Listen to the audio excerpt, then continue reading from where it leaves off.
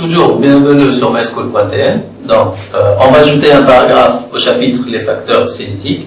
On va ajouter un paragraphe, ce sera l'effet de la modification de l'un des facteurs cinétiques sur les graphes. Vous savez bien que les graphes c'est très important. D'accord. Donc, on va commencer par l'effet de la température.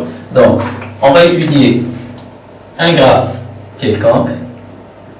Donc, T, 1 minute. Là, par exemple, le nombre de moles de I2. Toujours, on parle de la même réaction, donc entre les ions I- et S2 ou I2-.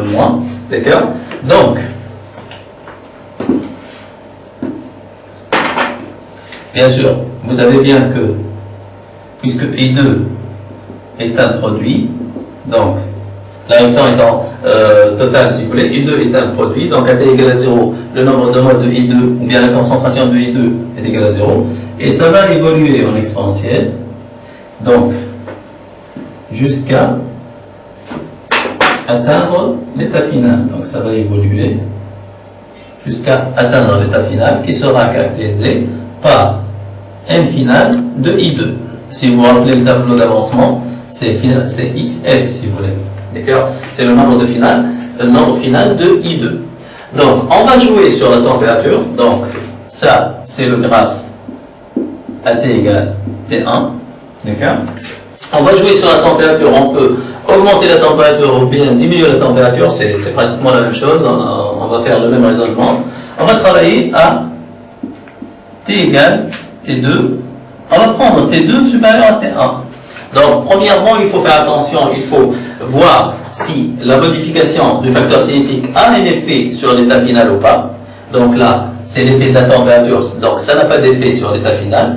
Donc, on va aller, si vous voulez, la réaction sera plus rapide ou moins rapide, plus ou moins rapide, mais sans changer l'état final. Donc là, l'état final sera le même. Donc, N final sera le même. Mais, ça aura quand même un effet sur la vitesse de la réaction, puisque la température est un facteur cinétique. Donc là, la réaction, par exemple, atteint l'état final à T égale à T1.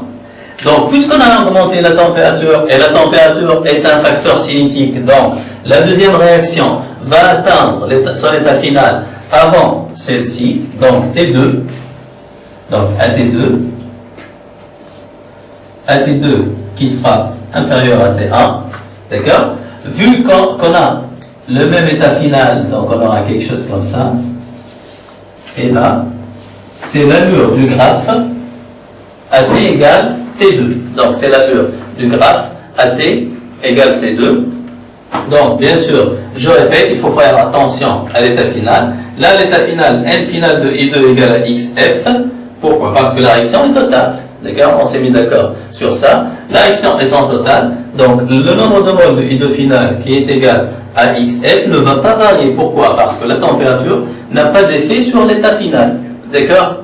Donc, si vous voulez, N final I2, puisque la réaction est totale, sera égal à XF qui sera égal à X max, si vous voulez. Donc, c'est l'avancement maximal de la réaction. D'accord? Donc, là, dans le deuxième cas, lorsqu'on a augmenté la température, la réaction atteint son état final avant T1, donc à T2 inférieur à T1.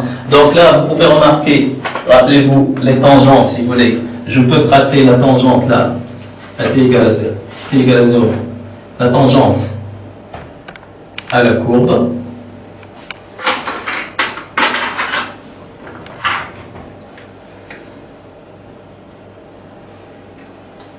Donc, je vais tracer les tangentes.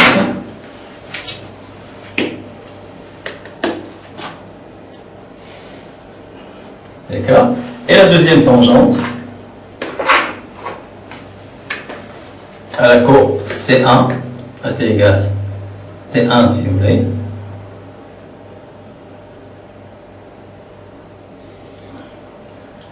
Donc,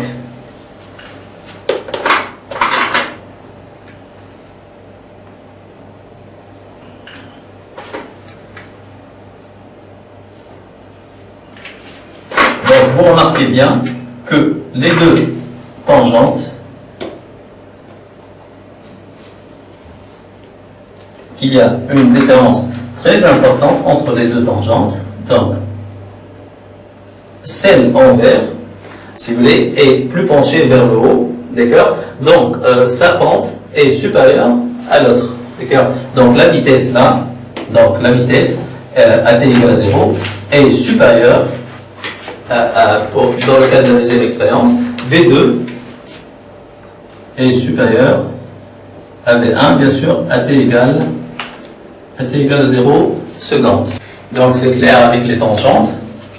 Donc la courbe en bleu correspond à t égale à t2, d'accord? Donc la tangente à la courbe qui correspond à t égale à t2 a une pente plus élevée que la tangente à la courbe à t égale à t1. Donc V2 est supérieur à V1, donc c'est clair. D'accord? Bien sûr, là, je vais insister sur le fait que n finale de I2 égale, c'est le même état final si vous voulez, parce que la réaction est totale. Donc ça va donner le même état final si vous voulez, donc ça va correspondre à xf égale x max. Donc c'est pourquoi j'ai le même état final. Donc pas de changement de l'état final. Dans le cas de la température. On va voir qu'on aura la même chose dans le deuxième cas, si vous voulez, lorsqu'on va étudier, donc deuxièmement, effet du catalyseur. Effet du catalyseur. Donc on va prendre cette fois-ci un graphe qui représente le nombre de moles ou la concentration, pas d'un produit mais d'un réactif. Vous savez que le réactif peut être limitant ou en excès, d'accord? Par exemple là, N-I-, bien sûr en mol. Le réactif peut être limitant ou en excès, peu importe, d'accord? S'il est limitant, donc à la fin, j'aurai N égale à 0, ou bien la concentration égale à 0. S'il est en excès, donc j'aurai N final différent de 0. Donc là, c'est le cas où le I- est un réactif en excès. Mais là, c'est pas très important. Donc, d'après la définition du catalyseur, si vous voulez, le catalyseur est une entité chimique, on a dit que c'est une entité chimique utilisée en faible proportion pour accélérer une réaction sans être consommée par la réaction. Donc, c'est pas un réactif. Donc, ça n'aura aucun effet sur, si vous voulez, la réaction. D'accord? L'état final de la réaction. Bien sûr, là, en bleu, c'est l'expérience sans catalyseur. En noir, voilà. Donc là, le graphe en noir, c'est lorsqu'on on n'a pas utilisé de catalyseur, donc expérience sans catalyseur. Et en rouge, on va utiliser un catalyseur. Donc, on a dit que le catalyseur est un facteur cinétique. Donc, on va atteindre l'état final. Donc, si là, j'atteins l'état final à T1, on va atteindre l'état final, mais cette fois-ci, à T2 inférieur à T1. Donc, j'aurai quelque chose comme ça. Donc, j'aurai quelque chose comme ça. Donc là, en rouge, c'est avec catalyseur. Donc, lorsqu'on utilise un catalyseur, et c'est bien normal parce que le catalyseur est un facteur cinétique. Donc, le point commun entre le cas du catalyseur ou bien de la température, c'est que dans les deux cas, l'état final ne varie pas.